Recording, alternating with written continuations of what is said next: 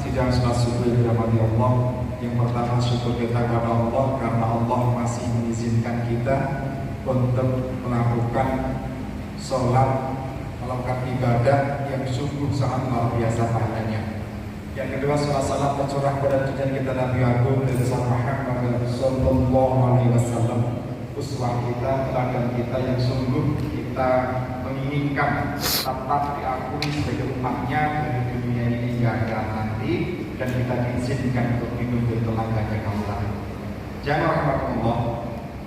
Tadi Imam membaca di awal di rakaat pertama menggoda saya untuk menyampaikan. Nanti saya tergoda. Saya tergoda karena apa? Mungkin kalau saya buka di sini, turun dari sini saya ditangkap. Ya, mungkin kita ditangkap, atau mungkin saya dimasukkan daftar list sesuatu, maka saya dari mudahnya gitu. Surat An-Nisa ayat 60 sampai 65 tetap gitu deh. Ya itu. Sana cukup sensitif kalau membahas ayat itu, surat itu. Maka saya tergoda. Saya akan menyampaikan apa yang saya rencanakan di rumah, yaitu ini nasihat saya sendiri, ya.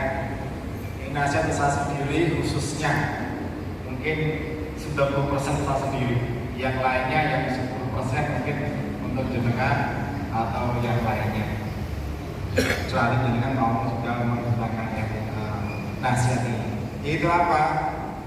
Di Al-Quran itu ada 3 surah yang semisal, tapi yang saya ingat itu 2, ya. 2 dan 3 sih. Kita apa? Dalam Quran surah Al-Baqarah disebutkan atamuruna nasa bil birri wa tansawna anfusakum wa antum tatluna al-kitab. Ya.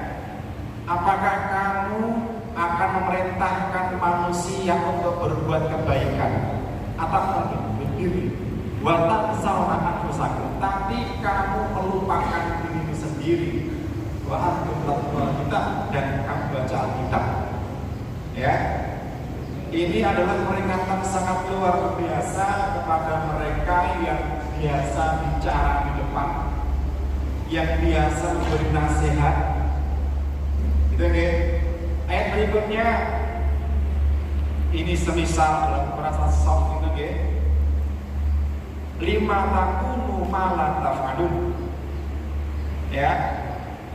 Kabura maqtan Allah yang takunu malan tafadun.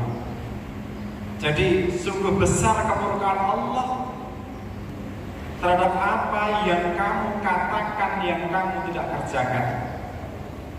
Jamaah Allah. Dalam nasihat ini, Imam Ibnu Katsir melalui kisah Qatadah menceritakan ada seorang pemuda, dia minta izin kepada Hasan bin Ali. Ya, Hasan bin Ali. Jadi ya, begitu. Untuk apa? Untuk memberikan khutbah, untuk memberikan ceramah. Gitu. Terus kemudian Hasan bin Ali mengatakan, kalau kamu ingin berkhutbah, kalau kamu ingin ceramah, maka ingatlah 3 ayat dari Al-Quran yang salah 2-nya saya bacakan tadi. Atamuruna nasa bil birri wa tansawna anfusakum wa antum tatluna kitab. Afala ta'qilun. Kemudian disebutkan akhirnya untuk afala ta'qilun. Apakah kamu tidak berakal? Apa kamu nggak punya otak? Gitu ya. Sekali lagi, ini 90% itu untuk saya pribadi. Kemudian dalam Imam Muslim meriwayatkan sebuah hadis dari Usamah bin Zaid, ya, ketika Khalifah Utsman bin Affan itu menjabat, ketika Utsman bin Affan menjadi khalifah sebagai Amirul Mukminin, itu banyak kebijakan-kebijakan yang dianggap oleh kaum muslimin saat itu kurang pro, itu istilahnya, atau dikritisi kurang pas. Salah satunya apa? Beliau banyak memasukkan dari keluarganya itu, gitu ya, dari keluarganya apa? Menduduki posisi-posisi, baik menteri maupun gubernur-gubernur, gitu ya. Salah satunya apa itu Muawiyah? Ketika beliau diposisikan sebagai gubernur di Syam, ya. Kemudian apa? Dia berselisih dengan Abu Dzar Al-Ghifari.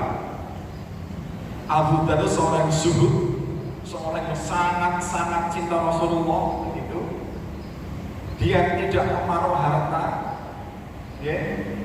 Kemudian dalam kitab Bukhari disebutkan ketika melihat seperti itu Abu Dzar ceramah di depan para pembesar saat itu, disampaikan apa? Mengancam. Intinya mereka yang menumpuk-numpuk harta itu akan disiksa, diletakkan lempeng, ya. Jadi membacakan ayat lan tanal birra. Gak lupa saya. Ali Imran itu hatta yanfiqu kama tuhibbu. Awalnya gimana? Lan tanal birra hatta yanfiqu kama tuhibbu. Mengenai ayat ini. Sehingga berdebat dengan Muawiyah. Sehingga apa? Berita ini sampai ke Sayyidina Utsman bin Affan. Ya, kemudian apa? Dipanggillah Abu Dzar Al-Ghifari. Kemudian apa? Abu Dzar ini dalam posisinya ini menurut kita dikalahkan gitu. Wahai Abu Dzar, kamu benar, ya, kamu benar, kamu tidak salah, kamu memang kasih Rasulullah begitu. Tapi dalam hal ini silahkan kamu tidak usah terlalu keras. Silahkan kamu pulang ke kampungmu saja, jangan di kota. Gitu gitu. Akhirnya benar, Abu Dzar itu karena samina wa ataqna dan Amirul Mukminin, dia pulang ke kampungnya, tinggal di sana sampai meninggal. Abu Dzar tidak pernah keluar dari kampungnya, gitu ya. Sehingga ketika meninggal pun tidak ada yang merawat, sehingga jenazahnya oleh istrinya dibawa ke pinggir jalan. Ketika ada rombongan dari Irak atau dari Syam, lupa, rombongan Ibnu Zubair yang nggak salah, akhirnya di tengah jalan ada jenazah dan sisi salam ada seorang perempuan, maka mereka turun. Ketika dibuka ternyata Abu Dzar Al-Ghifari, gitu dia. Maka Zubair mengatakan tentang Rasul, karena Rasulullah telah bersabda, wahai Abu Dzar, ketika dia menyusul ke perang Tabuk, dia datang sendiri. Maka saya mengatakan Abu Dzar masuk Islam sendiri. Hari ini dia menyusul sendiri dan dia nanti ketika meninggal akan sendiri. Ternyata betul, sehingga dirawat jenazahnya. Nah, ketika ini maka ada seorang sahabat meminta kepada Utsman bin Zaid bahwa kamu datang ke Khalifah, ke Utsman, dan berkata, memberi nasihat, gitu ya. Tapi apa jawab Utsman bin Zaid? Aku sudah bertemu dia sendiri, berdua, gitu ya. Dan sejak dari dulu saya tidak pernah memulai bicara. Dan aku lihat dia adalah seorang pemimpin yang baik, gitu. Ketahuilah, Rasulullah pernah bersabda, pernah bercerita bahwa nanti di akhirat itu ada seorang dilemparkan ke neraka, kemudian ususnya terburai, ususnya berondol, kemudian dia berputar-putar di dasar neraka itu, sehingga orang-orang melihatnya, wahai fulan, bukankah dulu kamu sering beramal naik munkar? Bukankah kamu sering menasihati manusia? Kenapa kamu di sini? Kemudian Allah jawab, benar. Aku dulu sering menasihati manusia, sering melarang orang berbuat munkar, tapi aku justru mengerjakannya. Aku sering menyuruh orang berbuat baik, tapi aku tidak mengerjakannya. Sehingga apa? Sehingga dia terburai dan berputar di dasar neraka.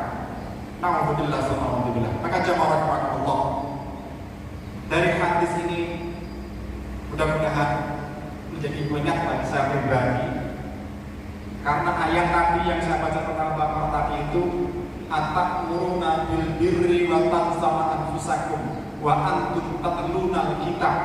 Berarti ini orang-orang yang biasa baca kitab, biasa baca Quran, dia yang tahu isi Alkitab, tapi mimma yaqulu ma la taf'alun, tapi mereka mengatakan yang tidak mereka kerjakan. Mudah-mudahan Allah mengampuni saya pribadi dan panjenengan semua, dan dikuatkan untuk tetap beramal nahi munkar dengan tidak melupakan diri sendiri. Aqulu qouli hadza astaghfirullaha li wa lakum innahu ghafurur rahim. Assalamualaikum warahmatullahi wabarakatuh.